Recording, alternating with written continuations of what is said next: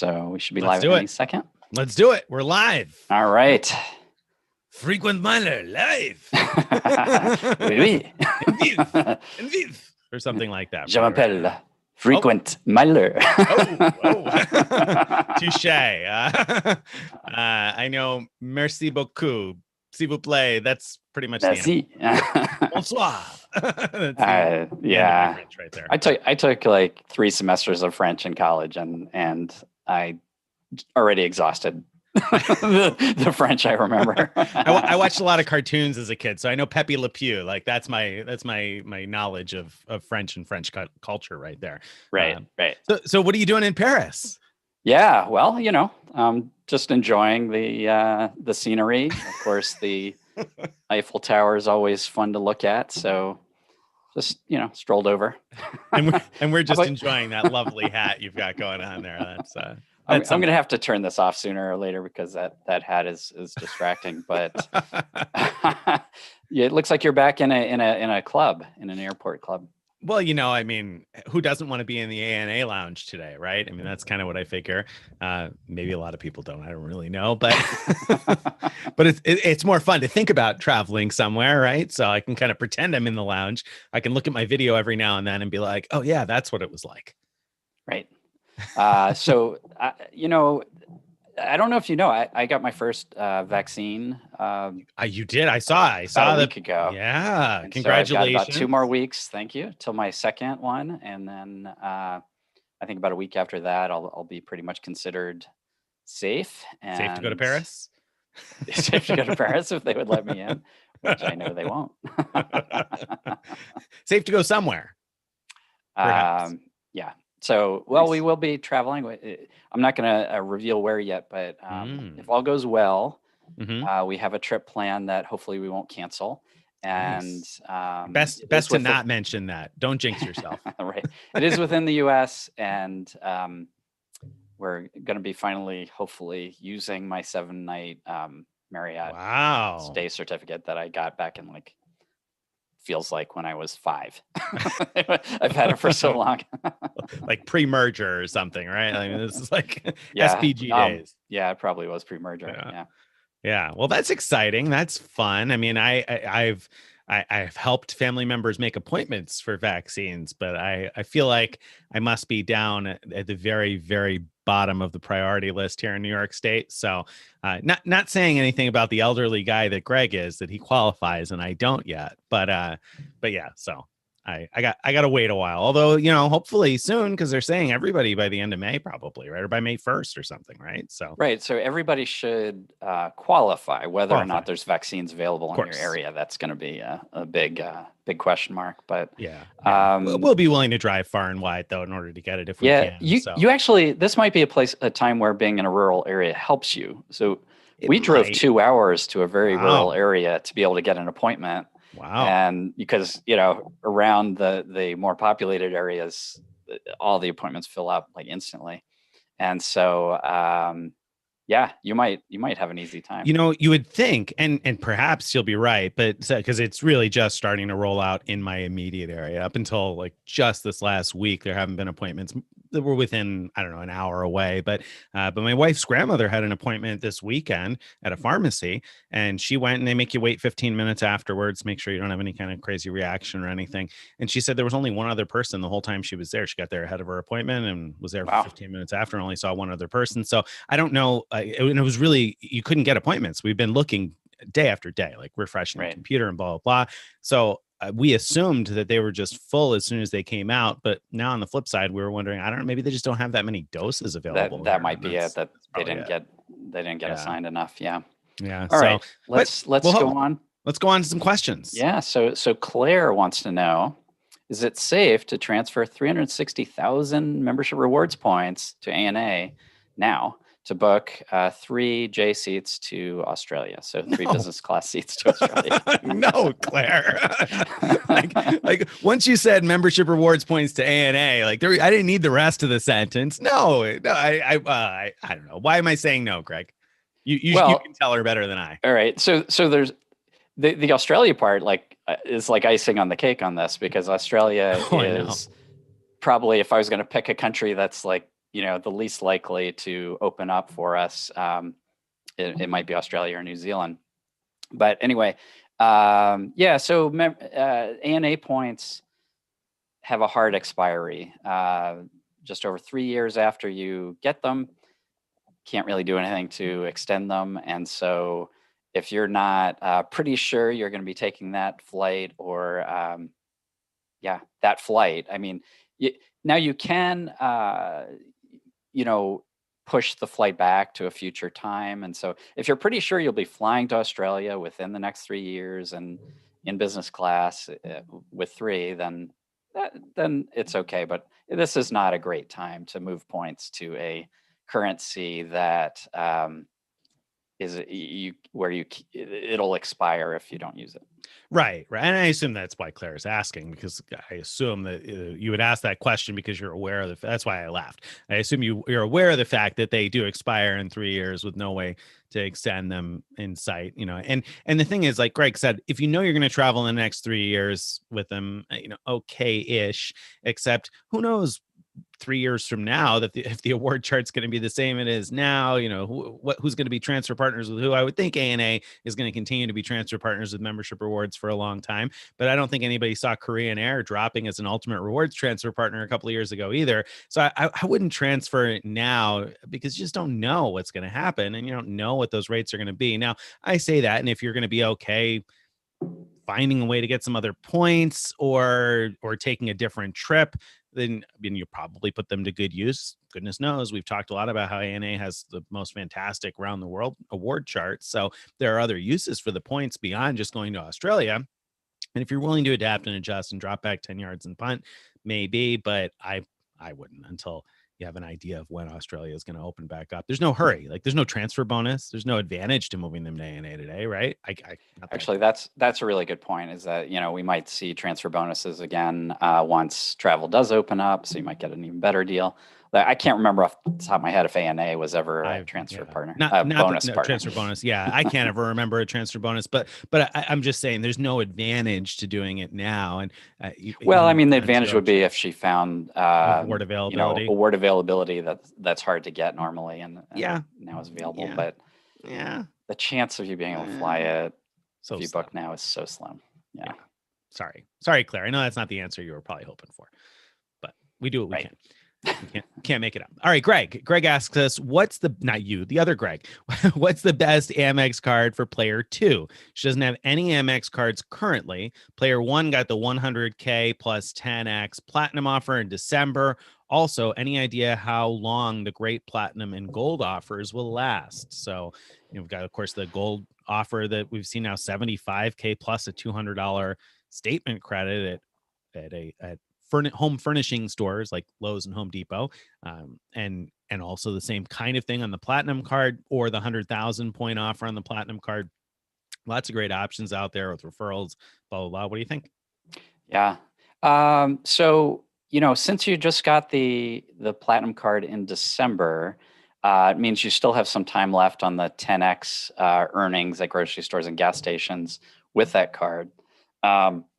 So it's not the ideal time for player 2 to sign up for that card, although that's still the bonus like I'd be looking for in general. But if we're lucky and that offer sticks around, then the ideal time would be once your 10X rewards runs out 6 months from when you got the card, and then have player 2 sign up, and then you've got 6 more months of that 10X earnings. Short of that, I'd say the next best, like for right now, would be probably the gold card, 75K plus $200 towards home furnishings. Yeah, probably. Do you have a different opinion there, Nick? The 4X there overlaps with the 10X you're getting on the platinum card for a little while. So I would probably delay on that for a little bit and then refer player 2, because that referral offer says that it's available until May 5th. So I assume that the 75K plus $200 that some people are seeing via referral will still be here until May 5th. And that's got to be pretty close to, well, I shouldn't say got to be, that would be pretty close to 6 months since you got the platinum card, if you got the platinum card when that 100K offer first came out in November, December. So then you wouldn't have too much overlap on the grocery bonus time. And that's probably a good one to have. long term for a lot of people. You know, otherwise, it kind of depends on your strategy too. I mean, if you're looking for a great quick hit bonus for player two, that might be the answer. But you got to remember with membership rewards, it's a kind of a different game than it is with ultimate rewards. With ultimate rewards, you may be happy having complementary cards where one of you has the grocery card and, you know, one of you has the gas card or something like that. With membership rewards, it's not exactly the same because you can't put the points together necessarily. So it's, you know, you can maybe if you're an authorized user and you transfer to their loyalty account, there's kind of ways around it, but it's not exactly the same as it is with Chase. Because, you know, that's, I think, why you want to build up a large pile of membership rewards points. And that's why I think Greg is saying the platinum card offer. We've just never seen an offer that good on any Amex card before. So it's a big annual fee to swallow times two, you know, if you've already swallowed that once. But as Greg has shown before, you can cash that out a year from now with a Schwab Platinum and come out nicely ahead. So yeah, I think I'd agree with you. Platinum, Yeah. gold. So the another thing about the platinum card is that there's an argument for getting it now, which is, of course, that you don't want to miss out on it because we don't know when it'll expire.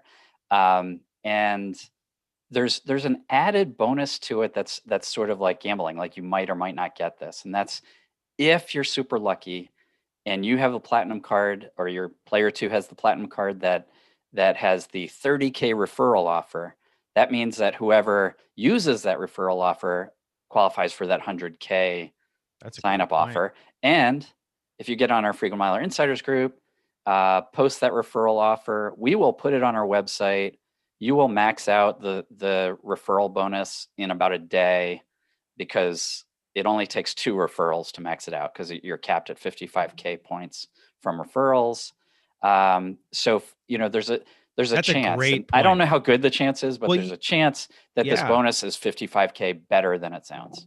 Yeah, and that's something to not ignore because I think you said player two has no Amex cards, and so I think the issue with that 30K referral, like, you know, if you already have the 30K referral on, for example, the gold card in your account, I think you aren't going to get the 30K offer on the platinum card also, which is the one for the 100K that he's talking about. If you don't know what we're talking about, you got to get in Frequent Miler Insiders and the thread.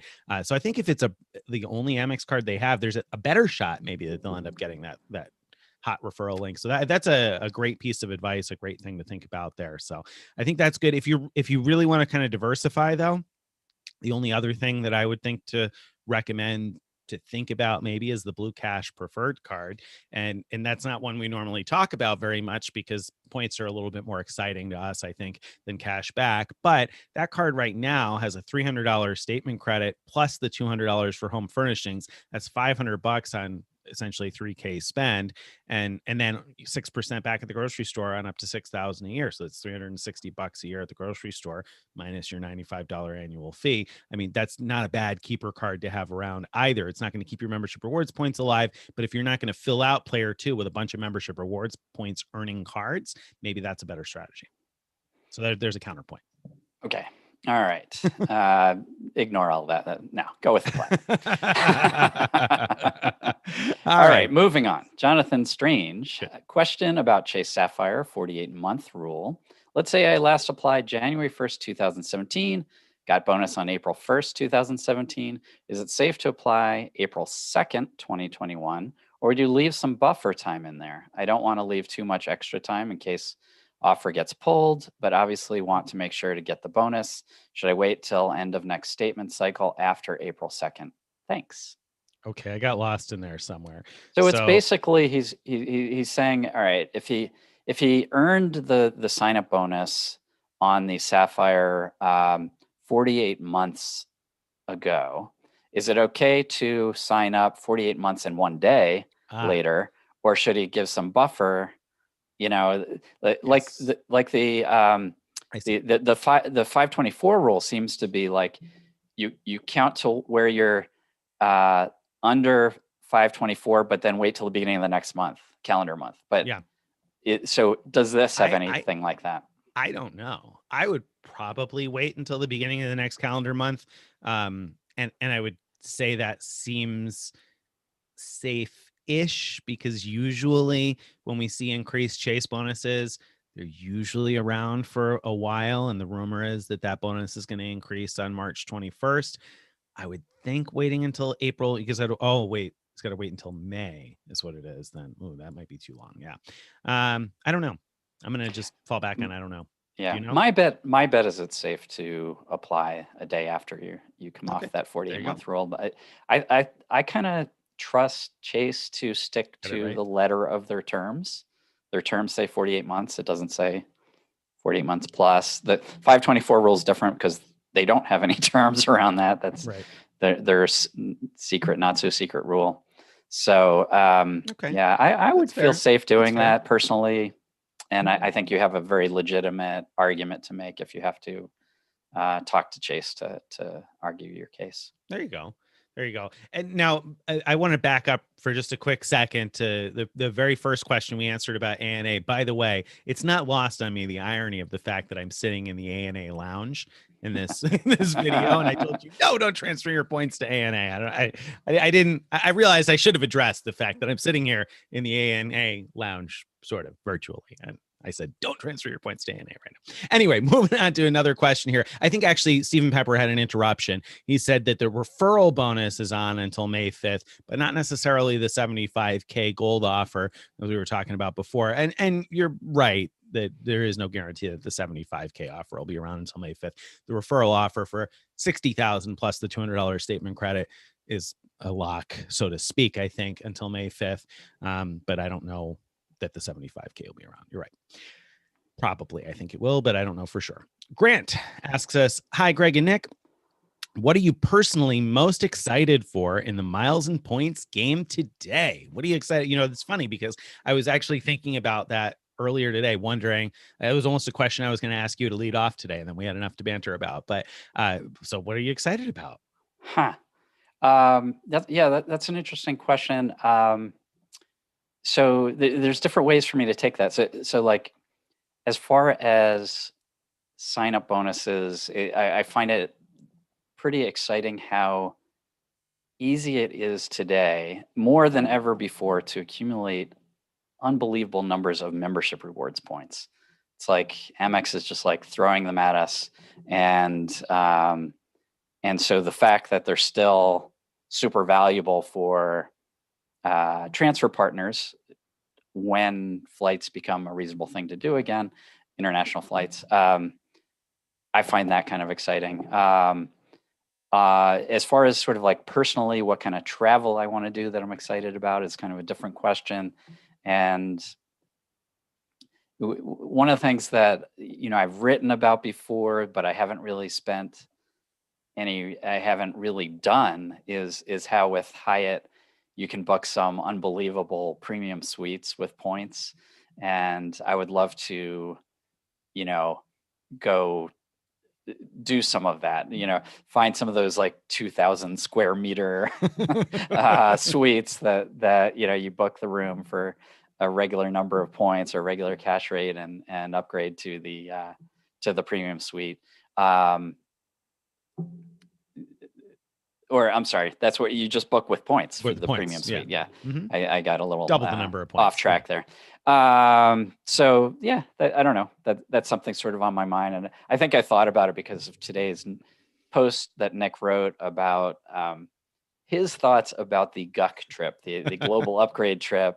He mentioned in Tokyo, maybe we would stay at the Conrad, which is, in order to get a duck, which, it would check off a box, but I've stayed there before, and that's literally the only hotel in Tokyo I've stayed at before. Yeah. So I'm like, you really want to stay at one of the Hyatts, or you're going to book a premium suite. I remember, like, they weren't necessarily the best of the best that we found, but in Japan, not necessarily in Tokyo, but there were some of those like really amazing suites, and so it might be fun if we could bake one of those into the trip. I would totally be into that. I went to the Hyatt Regency Hakone a couple of years ago when I went to Japan, and a lot of people will tell you that it's a hidden Park Hyatt because it has a Park Hyatt feel, but somehow it's still labeled a Regency. And so that's one I don't actually know what the premium suites are off the top of my head, but that's one that I'd be certainly interested in checking it out and seeing what it's like. But yeah, so we'll have to think about that and how we can incorporate that. But yeah, so I think that's of course exciting. I've been pretty excited about Greg's series on the ANA around the world trip, because it's something that I've wanted to do for a long time. Haven't put the organization into doing it. Now that I haven't traveled for so long, and truthfully, I probably won't do a lot of travel this year, I'm thinking that next year might be a good year for me to do one of those types of trips too. Although, of course, it depends on how long Greg's goes on for. Maybe it'll be the year after that. We'll see.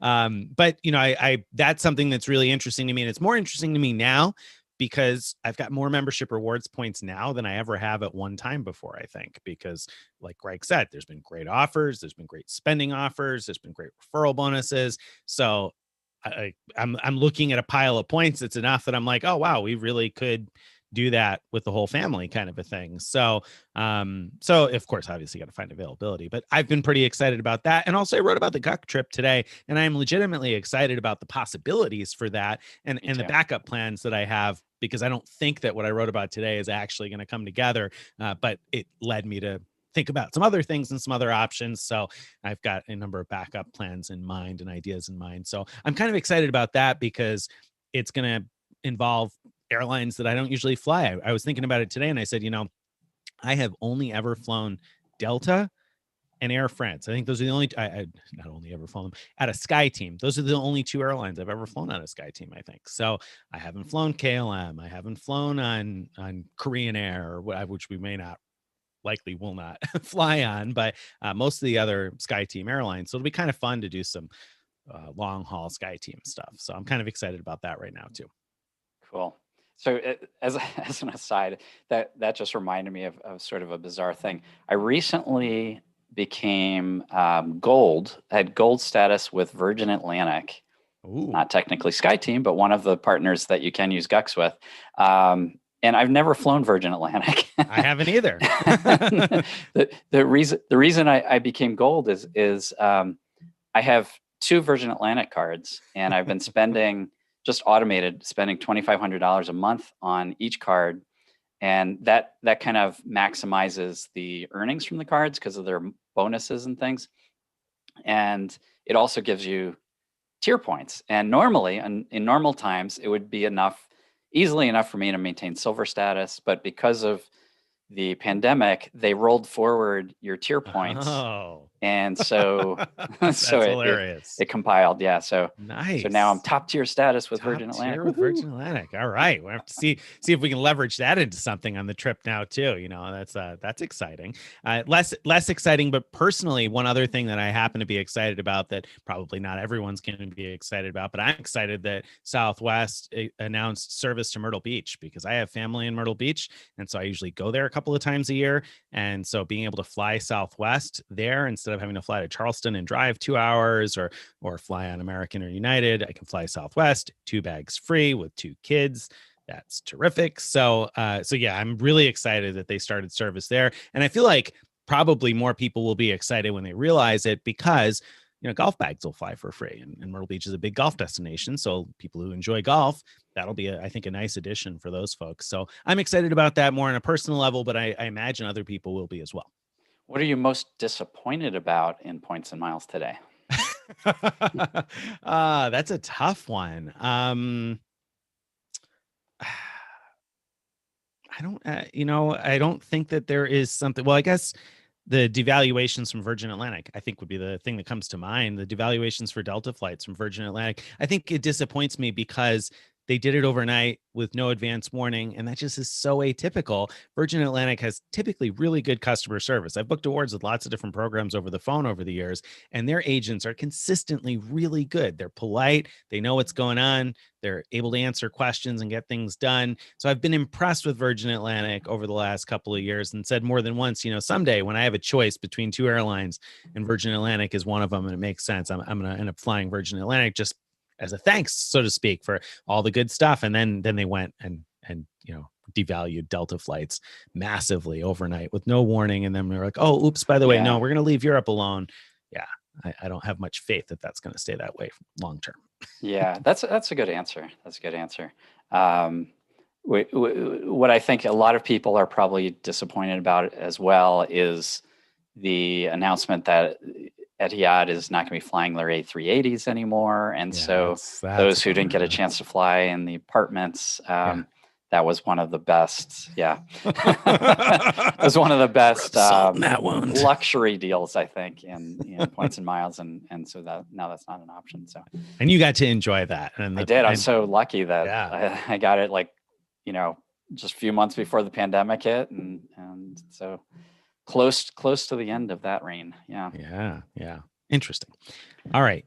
So we have a question from Gary. If I join Aeroplan and fly United or other Star Alliance airline exclusively, crediting the miles to Aeroplan, will I be able to get Star Gold status after 50K miles? Good question. Greg probably knows more about Aeroplan Elite status because he has it. So, I don't remember the answer. I can't remember if Aeroplan has a requirement to fly them a little bit or not. Yeah, I don't remember. I don't remember either. Yeah, sorry, I'm not. That's not my realm there. Chasing airline elite status has never really been my realm. So the things that I pay attention to there are limited. I know that you could have gotten it if you transferred when Greg did. There was a transfer promotion where you could transfer enough points to get some tier of status with Aeroplan without doing any flying at all. But that was very short term and it hasn't come around again. I don't expect that it will. So yeah, and it's not like I'm getting a lot of value from my 25K status. Right. Unlikely to get much more anytime soon either. Right. Okay, so let's see. So that's the best we got there. So the next question, I got to scroll up here. I got my computer too far away. Is that the next one? Yes. Okay. New questions in the post. Oh, sorry.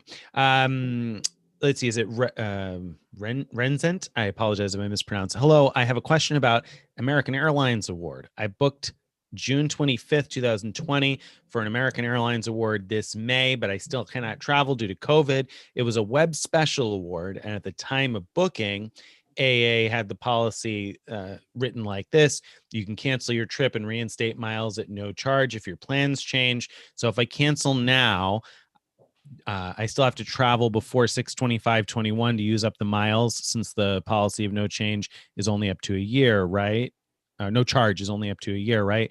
What if I cannot travel before June 25th, 2021? Do I have to pay to reinstate the miles? How does that all work, Greg? Do you know how that works for canceling? I do. So you're in luck. There's two things here. One is that American Airlines has extended the ability to cancel award tickets with no fee indefinitely. So it doesn't matter when you booked or when you cancel. You can cancel it for free, get back the miles, and get back your whatever taxes and fees you paid. You are incorrect about the year, only having a year. So that would be true of a cash ticket. If you canceled a cash ticket, then you would get credit that's valid for a year. With an award ticket, you just get your miles back, and they're valid as long as you keep them alive. So, so good news. You can cancel whenever you want, and not worry about reusing the miles until you're ready to. There you go. Great news. That's, I mean, if only every answer could be that positive, right? Right. I mean, this is part of why I was so excited when American Airlines moved to this policy. It's a great, incredibly customer-friendly policy, and really increases the value of American Airlines miles, not because you're getting more cents per mile, but because all your tickets become fully refundable tickets. All your award tickets become fully refundable, and that's really valuable. And I didn't value that before I was an award traveler because I did never have it, right? I was always buying a paid ticket, and so you didn't have that kind of flexibility. I mean, unless you're buying full fare type stuff, I never had that flexibility. So I didn't understand how valuable it was until I started traveling with miles and points more and more. And then I realized, oh, it's awesome being able to book something when I see it available and then change my mind if I'm going to change my mind, or if plans change, or not having to worry about, do I have everything together? Can this definitely happen on these dates? So yeah, that's, to me, that adds quite a bit of value. And I've been saying for years that it's one of the reasons that I love Southwest points more than buying Southwest tickets with cash, because it's so flexible. You cancel up to 10 minutes beforehand, get your points back. No expiration on the points. So I've always really appreciated that. Now American Airlines has done that. That does make the points more valuable to me. So. Right. And just for the right, so Delta did something very similar, but the flight does have to originate in North America for that to be true. And United has something similar, but they have like a 30-day, I want to say, you have to cancel more than 30 or more days before your flight. So they're a little more restrictive, but there you go. There you go. All right. Let's see. Larry K says, do you guys have any clever ideas for the 4X on home stores for spring forward? We're talking about the Amex referral promotion here. Player 2 and I have 3 Inc. 5X office cards. So $100,000 capacity between the two of them. So already have lots of capacity for gift cards at 5X. Got any creative ideas for using that, Greg? This is actually... I'm going to turn this around, and there's a question I've been meaning to ask you, Nick. So when this referral deal came up to be able to get an extra 4 points per dollar for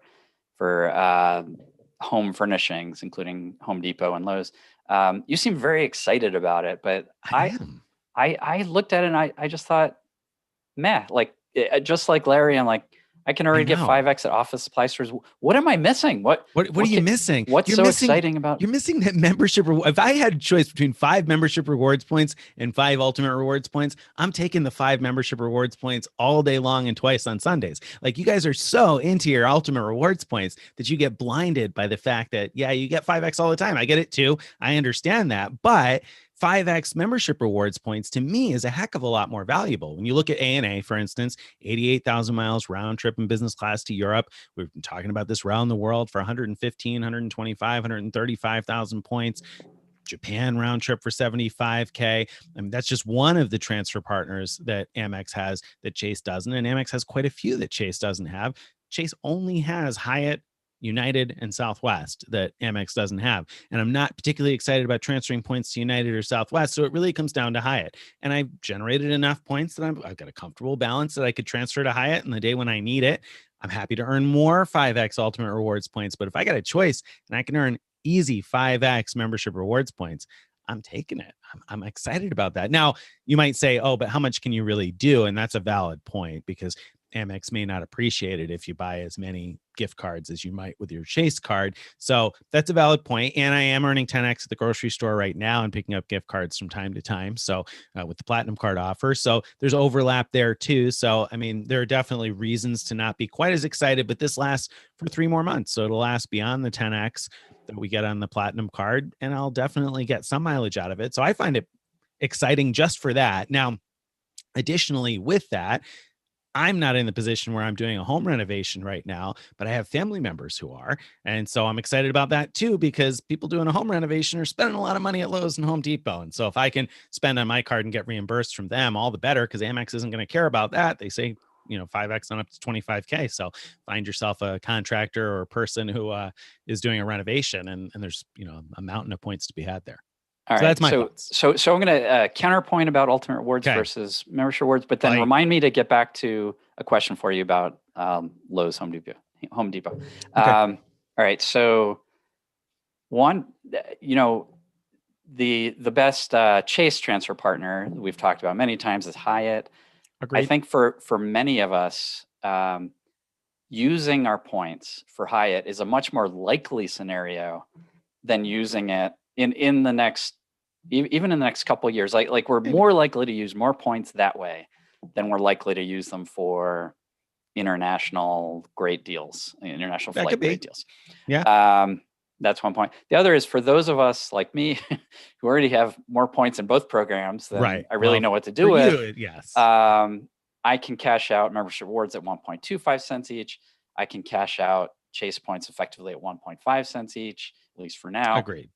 So I'll take Chase points over membership rewards. Fair enough. That's fair. I mean, when you're at a point where you got millions and millions, yes, I can understand at that point, then you do probably just want to continue cashing those out at the grocery store at a quick clip here through April 30th in order to be able to cash that out and use it as money that you can do something else with. So I can agree with that. I won't argue against you there. All right. So getting back to your Lowe's and Home Depot. Okay. So for those who don't have family members that are doing home improvement activities, are there things that you could talk about here that you would recommend buying at Home Depot or Lowe's for those who don't really have anything that they want to buy at Home Depot or Lowe's. I mean, gift cards, right? I mean, yeah, but they have are there any specific deals, I guess, that you have in mind?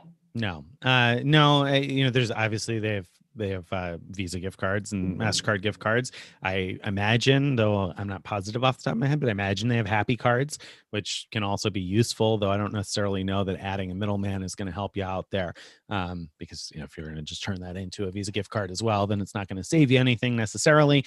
I would see what in-store card linked offers you can add your card to. Those are fairly limited for Lowe's and Home Depot, but I just saw Emirates the other day. They've got something for Home Depot. I think it's like 1 mile per dollar or something. So I would go through Stephen Pepper's post about card linked programs and make sure that anything Home Depot related is linked. And I'm sure that he's going to say something in the interruption box that's going to help me figure out whatever the best option for those types of things for card linked offers is. So, and then apart from that, I mean, obviously I would use it on stuff like Amazon or, Disney or whatever else it is that you spend a bunch of money on. Of course, that's the same thing in office supply stores. I don't think Lowe's or Home Depot has anything unique on their rack that you won't find at those places. One thing you could do is they do have those stock gift cards, the stockpile or something, but I don't think that those are a good deal. So I think you can invest somehow. I looked at them once and I said, I don't know if that's a great deal, but maybe it's worth looking into. Maybe I'm wrong about that. I don't know. Do you have any other thoughts about what you would buy? No, I mean, I think I would guess that Lowe's might have those grocery everywhere, dining everywhere type of cards that act like Visas, but I don't know if they do. Stephen adds that Lowe's has all those cards you talked about and grocery store cards, and says that Home Depot gift cards options are much more limited, but they do have Bed Bath & Beyond there. Okay. So yeah. Just some ideas. Yeah, I remember actually at Home Depot specifically that I couldn't find the last time I tried there. I couldn't find anything better than like a $50 Visa gift card. So, but Lowe's has $200 cards. Now, something to keep in mind is velocity limits. I wasn't aware of this because I never went really hard at Lowe's or Home Depot, but at least a couple of years ago anyway, if you bought too many all at once, then it would fail at the register. I remember I bought like 4 or 5 and the 4th or 5th one didn't activate, and then it was a headache getting it all figured out at the customer service. So if you're going to buy those, buy 1 or 2 at a time, and do it over some time. Go slow, go easy. Bed Bath & Beyond. Bed Bath & Beyond is an option. Bed Bath & Beyond is an option for earning the additional 4 points per dollar. I was not aware of that, or yes. That like passed right over my head when I read the list. So nope, that is in the list, and they do sell Visa gift cards and other types of gift cards on the rack there at Bed Bath & Beyond usually also. So. I do think of the 3, at least in my experience, Lowe's tends to have the biggest variety and also physically the biggest gift card racks. Yeah, and Lowe's has had 5 back cards the last couple of times that I looked at the gift cards there, which has admittedly been a little bit, but the 5 back Visa gift cards will give you 5% back at certain stores. So if you're actually going to be spending money at one of the stores that's included in the 5 back program, then you can earn 5% back while you're spending it.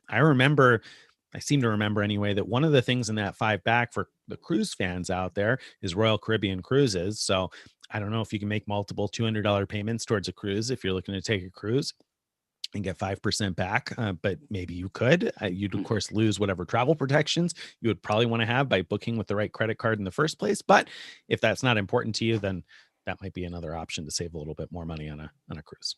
There you go. All right. Hopefully that helps a little bit anyway. All right, cool. Do we have any more questions here? I don't see any yet. Now we're of course looking not at the live list, but rather what Kiri and Stephen are feeding to us. So if you posted a question live and we're saying, I don't see any more questions, it's not on you. It's on me. Right. It's on us. So, okay. And it is on us right now because we missed Greg Comans. Greg Coleman says, if player 1 and player 2 each have a Hyatt card, can one of them use both of the category 1 to 4 annual free night certificates?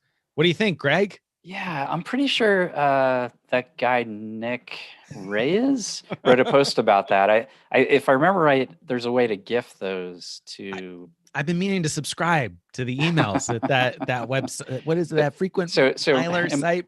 Did you break that story? Am I remembering that right? You can gift the award. Like, so Is this how it works? Like, so let's say player one wants it to be in player two's name and with their, let's say player two is the globalist or whatever. So player one wants to gift it to player two. Do they like call and book the free night and say, I want that free night gifted to player two?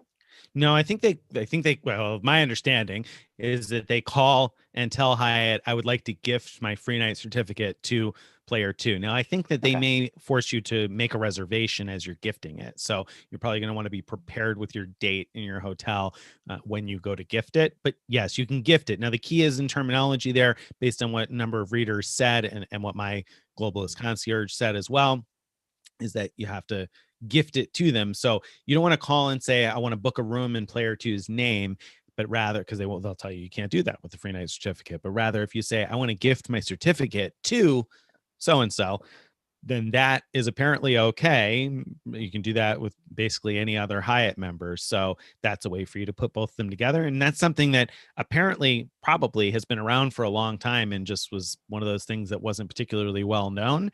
So, so that's a great tip to keep in mind. If you do have Hyatt credit cards for both of you, that's a good way to consolidate your free nights and earn towards status, especially this year with the abbreviated path towards status. Great year to use that to your advantage. What if I want to gift my my lounge upgrade certificate?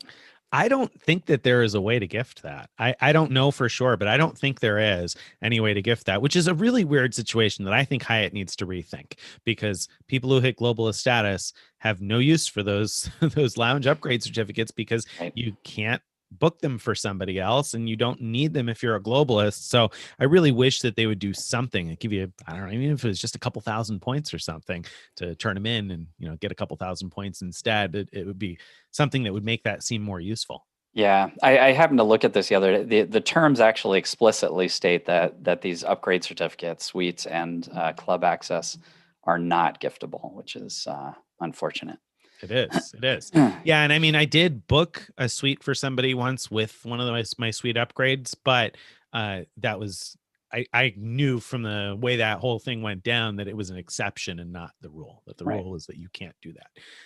So there you go. That's hopefully enough to answer that. All right. You get the next one here. Okay.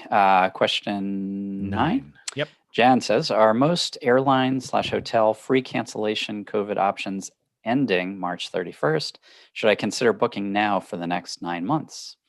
Well, my first answer to that is, I don't know. I would check the frequent miler guide to airline cancellation, like COVID cancellation policies. And that should be right up in the top of the page somewhere, right? Is it still up there? The airlines waiving the fees. Yeah, that's actually not a, specifically a COVID post. It's more about how they've, most of them have eliminated fees ongoing, but that information is in there, you're right, for airlines, not for hotels. And yes, most of them are ending that policy end of March. Weirdly, Delta's was March 30th instead of 31st, something like that, which I never understood that. But I don't know about hotels. I mean, not all hotels really had a policy exactly like that anyway. So yeah, no, I don't think that any hotels still have any sort of policy like that, to my knowledge. Like, I know for a while there, Hilton was saying even the advanced purchase rates could be, changed or canceled up to 24 hours in advance. But I think that all ended at some point last year, kind of quietly. And I think now it's just whatever the cancellation policy says when you book, I think, with all of the major chains. I mean, I could be wrong, but I could be wrong about it too. But the couple of reservations I've made in the last couple months, I looked for that information and I didn't find any exception. It was basically what you said. It was, the cancellation policy is whatever it says. Whatever it says. And in some cases, it might be, 14 days or 28 days or 30 days with some hotels in really popular places. So you always want to take a close look at the fine print on that. All right. I think that's the best we got for you there, Jan. All right. Let me see. I'm scrolling up. My screen's too far away today. So Stephen, I think, had something, able to call Hyatt so he's able to email his Hyatt concierge to make a booking with both his certificate and his wife's certificate. And that was even possible several years ago when he was only a discoverist. And yeah, that does fit in with what they said, that you could gift it to anybody basically. So you don't need to have elite status for that. And so he was mentioning that was particularly useful for him for a place that had a minimum 2-night stay and they had their free night certificates. And that's a good point. That's super useful. Yeah. Super useful for that. So those places with the minimum stays. Okay. So moving forward, I think that got most of that. Just some guy says, "Hey guys, new Hyatt globalist here, looking to book a guest of honor stay for my parents. Can I use the pay my way trick to book more nights than needed and then message the Hyatt concierge to cancel the extra nights? Availability at desired hotel shows up if I book more nights than I want, but I'm concerned about who can modify this booking after it becomes a guest of honor stay."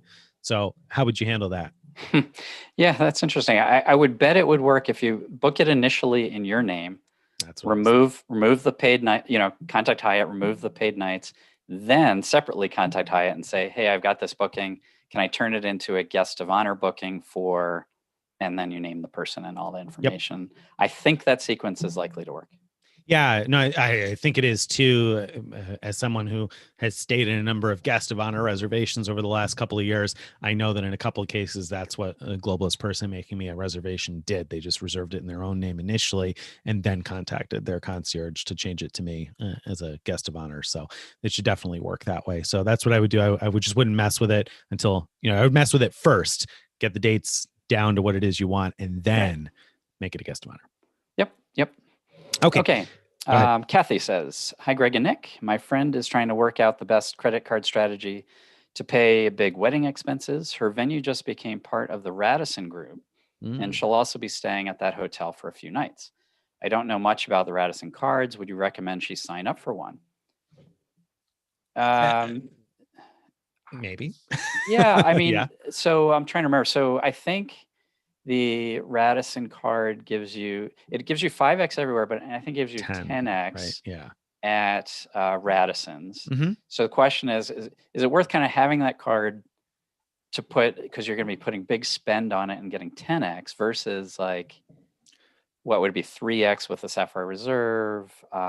Yeah. So a couple things to think about there. I'll let Greg run the numbers in his head on that as to whether or not it's worth Radisson for a second. But before we even get to the math, I'll say that maybe she should look into she, I'm not sure if you said him or her, but maybe they should look into how the venue charges, because I know that in some cases it'll just come as a charge from the hotel, but in some cases, like the catering department or whatever is a separate entity that may not code as Radisson spend. So I don't know how you find that out, how you figured that out in advance, apart from maybe putting down a small deposit on the card and make sure that you get 10x.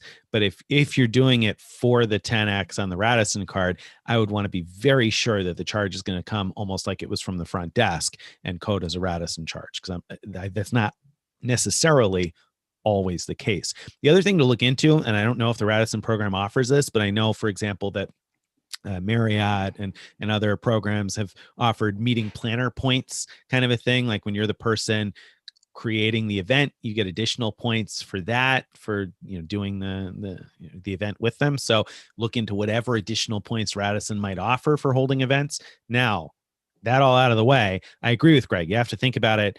Does it make sense to earn 10x Radisson points over 3x Chase points, or 4x whatever else, or a couple of welcome bonuses? Because I'm sure you could probably split the payment into a couple of separate payments. When I got married at that time, back in the day, before the Sapphire Reserve, the hot thing was that the Sapphire Preferred offered 3x dining the first Friday of every month. And so I paid my caterer several different payments that were all on the first Friday of the month. And I was very clear, you need to run the card today so I can get my 3x points. So I'm sure you could do a couple of different payments and trigger a few different welcome bonuses depending on how expensive that wedding is. So right. Let's assume. So I agree that would be the best way to maximize earnings. Let's assume that this friend isn't into signing up for credit cards, and so at most they're going to get one. Yeah. Then the Radisson card wouldn't be it. Yeah, right. The Radisson card wouldn't be it. I think it's a good card to have as like a third tier. Diversification tool. Exactly. Like you already have all kinds of other points. So you get the Radisson card and you can choose whether or not to spend your way to free hotel nights, but either way, and that's a pretty good deal if you actually use them. But either way, you get like 40,000 points every year just for paying the annual fee. And so it's kind of worth it from that point of view. But if it's somebody that's like not into the game, that's not a card no, if that's the case. Hard no. Because not only is it a not good card because it doesn't earn a particularly valuable currency, but also because there just aren't that many Radissons in the United States. So your options to use the points are limited, and then typically bad value in the United States too. So you got a few exceptions. Everybody's going to tell me, oh, the Radisson Blue in Chicago. Yes, I know. And the Radisson Blue Mall of America is nice. I've stayed there a few times. But the country in middle of nowhere that's 44,000 points a night is not going to be an exciting use of your Radisson points. It's that kind of thing where I'm like, oh, I'm going to be in Europe and I'm also going to go to this place that isn't even the main place I'm going to. And oh, wow, there's a Radisson. I can actually use my points and get good value out of them. Great. Like, you want to have the card if that is you. If you're like so if you're one card, if this is going to be a one and done, somebody who's relatively new to miles and points, which card would you recommend? Great question. I mean, if it's really one and done, I think I'd be just plain out looking for what's going to be the best sign up bonus and not worry about how many points per dollar. If it is someone that has, or it makes sense to have the Sapphire Reserve, I would rather get 3x Ultimate Rewards than 10x Radisson points. So yeah, I don't know that I could come up with a single answer here, but that's I think that's a good answer because that's a card where the points are easy to use. So even if they're not going to become a miles and points aficionado, 1.5 cents each towards paid travel will be very easy for them to make good use of the points. And if you're earning 3 points per dollar because it codes as a lodging purchase, then you're earning 4.5% back on the wedding, which is a fair amount of money to be earning back in the wedding. And our reasonable redemption value for Radisson points is only like 0.4 cents. So 10 points per dollar is only 4%, right? Towards Radisson only. And whereas Chase, you're going to earn 4.5% towards flights or hotels or tours or whatever else. Right. Now, if they're looking to sign up soon for one of these, then the question becomes, do you wait? Well, you definitely wait a little bit for the offers for the Sapphire to go up, which is happening really soon, like in about 10 days or something. 21st, I think, is what Dr. less than that. So just a few days. Less than a week. Okay. So you wait for that, but then you're choosing between 60K points with the Sapphire Reserve or 80K points with the Sapphire Preferred. This person would have to be spending more than 20K or more to offset by getting 3x to offset the worse, getting a lesser sign-up bonus. Okay. So, and it's definitely, I mean, weddings, a lot of people spend way more than that. So that's sort of the way to think about it. And I think if they're spending 20K or more, Sapphire Preferred Reserve is probably the way to go.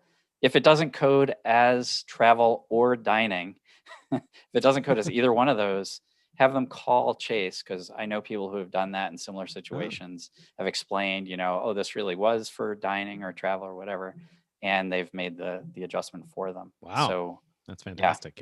Yeah. Great tip there. All right. So you got a few answers there. Probably not the Radisson card, unless that's going to be like the 8th card that they hold, then probably not the Radisson card. I think we're in agreement. There we go. That was the longest answer ever for a simple question. Was. All right. So Kathy's got it all down now, though. So Joseph asks, best use of Marriott points, St. Pancras with cash upgrade to a suite, or transfer to ANA for 40,000 points round trip to Japan. I assume that's economy class. 40,000 round. Is it really 40 in economy? I've never even paid attention because the business class price is so good. Is it 40K round trip in economy to Japan? That's excellent too, right? That is excellent if that's the case. Best use of Marriott. So you're talking about transferring Marriott points to ANA or using them for the St. Pancras. Yeah. I mean, chances are you're going to get a lot better cents per mile value from the flight. I would assume, but I have not run the numbers, so I can't promise that. But that's my guess. Probably, although I don't know. St. Pancras is pretty expensive, right? So you're looking at for 40,000 and 8 points. What do you need? You'd need 60,000 Marriott plus. Then that would give you 25, but you need another 15, so another 45. So 105. That's exactly what it is. It's 3 nights at the St. Pancras, right? Or no, the St. Pancras. How many points per night is 50K a night. 50K. So it's like 2 nights at the St. Pancras or round trip to Japan. Right. That's what it comes out to. So if let's say a typical round trip to Japan is what, $1,400, something like that. I really don't know. Then actually it is in a similar ballpark. But the St. Pancras goes up to that, but you can often get nights for about more like $400 a night, so $800 would be all that it's offsetting. Mm-hmm. So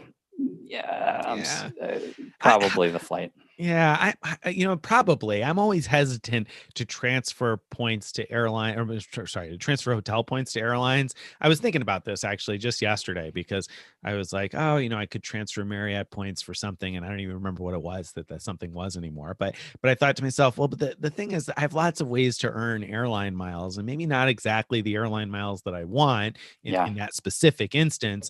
But I have lots of ways to earn airline miles, and only very few where it makes sense to earn hotel points. So I hesitate to let go of my hotel points because they're not a lot. I'm not going to spend the $400 a night or whatever it might cost to stay at the St. Pancras.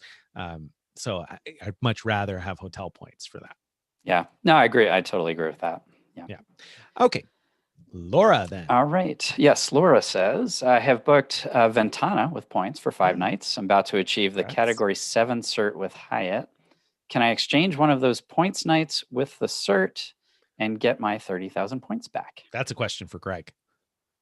I haven't done it, but I'm sure you can. I would just contact your concierge if you have, or you probably don't have your concierge yet, but contact my Hyatt concierge on Twitter, and I bet they could do that for you. I bet they could. Yeah. This is the one case where Hyatt not having the 5th night free makes these answers easier, because like if this was a Marriott question, it'd be like, well, you could do that, but then you lose your 5th night free on that 5-night booking, and so therefore it's a terrible use of your certificate. You're getting nothing for it. Right.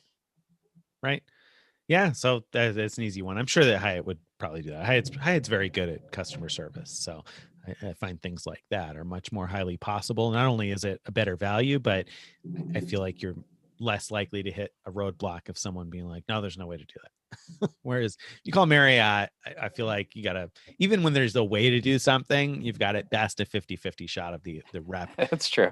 Although I have to say, I meant to write a post about this. I contacted Marriott about something over Twitter, or like a DM, and they actually did whatever it was I asked. I can't remember what it was, but I was shocked. Wow. Yeah. Did you just ask them to like repeat back your name or something? I mean, it's like, must have been the easiest request ever. I wish I could remember what it was. Yeah. I wish I knew too. I'll have to go back and look and exciting, write a little post about, woohoo, I got that's good. Done. Maybe they were listening. Maybe they finally heard that we appreciate the fact that Hyatt Twitter reps are able to get things done, And I had no interest in Twitter a few years ago before I worked for Frequent Miler. I had like almost no interest in Twitter at all. Didn't use it very much. I downloaded it at some point to follow like, secret flying and a couple of those types of things. Right. But wow, have I gained an appreciation for using it to get customer service stuff done, specifically with Hyatt, also with a couple of other airline programs. It can be a really useful tool. So if you're somebody out there who's like, oh, I don't use Twitter, you should. Yeah. Not to tweet out what you had for breakfast, but for customer service. Now that you're saying that, I need to see if Wyndham has anything going on, so I can see about those Vacasa vacation rentals, see if there's any possibility of getting real answers that way. Goodness knows their reps can't be overwhelmed, right? I mean, that's I wouldn't think. So yeah, that might be a good strategy. So worth a try. All right. We're almost out of time, and let's see, question 14. not a question. Not a question. Sammy says, you just butchered the French language. Oui, oui, mon ami. We absolutely did. I would like to say no or yes, but I don't even think I know how to. Well, we, like you said, we. That's all I can say. Oh, no. Yeah. All right. Sorry about that. Michael has the last question. Okay, Hi, guys. Michael. I have the Amex pop-up. Congratulations. But I recently saw that Amex says that I am pre-approved for Blue Business Plus with 10K sign-up bonus. I'm buying a house, so I don't want to risk an inquiry. Also, I upgraded my everyday card to the preferred last June. Do you think I am safe to downgrade a few days after my anniversary or just pay the annual fee? Okay, so two very different questions there. The pre-approved offer, you recently saw that Amex says you're pre-approved for the Blue Business Plus, even though you have the pop-up. I mean, I guess I'd go through the application, and if you get the pop-up, I don't necessarily know that it matters that it said you were pre-approved, but if you don't get the pop-up, then go ahead. There's no harm there. Like you said, probably not going to get an inquiry, not going to show up on your personal credit report. So little risk there, right? Right. And if you're approved or not approved, you probably won't get an inquiry. You already have Amex accounts. They don't tend to do new inquiries for existing customers. Right. So probably no risk there. I'd go ahead. No harm there. Now you upgraded your every day to the everyday preferred. And do you think you can downgrade a few days after your anniversary or just pay the annual fee? Now, I'm going to leave it to Greg to answer when you can downgrade, but I will say that we just had a data point in Frequent Miler Insiders the other day from someone who forgot that they had taken a retention offer last year. And then as soon as they saw their annual fee post, they called to cancel or downgrade or whatever, and their retention offer got clawed back. They said they should have waited until after whatever a year, because I think it's 12 months since your last retention offer. If you wait more than the 12 months, I think data points have indicated that you're okay. But this person said they just didn't even think about the fact that they had gotten a retention offer, forgot about the 15,000 points or whatever they had gotten, and it got clawed back. So did they, I'm sorry, did you say whether they canceled or downgraded, or do you know? I don't recall whether they canceled or downgraded. Yeah, I don't know. It was in the Frequent Miler Insiders. And if you scroll down, it was just a couple of days ago. So if you scroll through posts, I'm sure you'll find it. Or if you search American Express or Amex, you'll probably find it. No, I don't recall. So the only downside, I think, of waiting a bit to downgrade is then you'll get you'll get your annual fee return, but prorated, right? So like I would probably, since you're worried about it, I'd probably like wait a month and then downgrade, and that way you pay 1/12.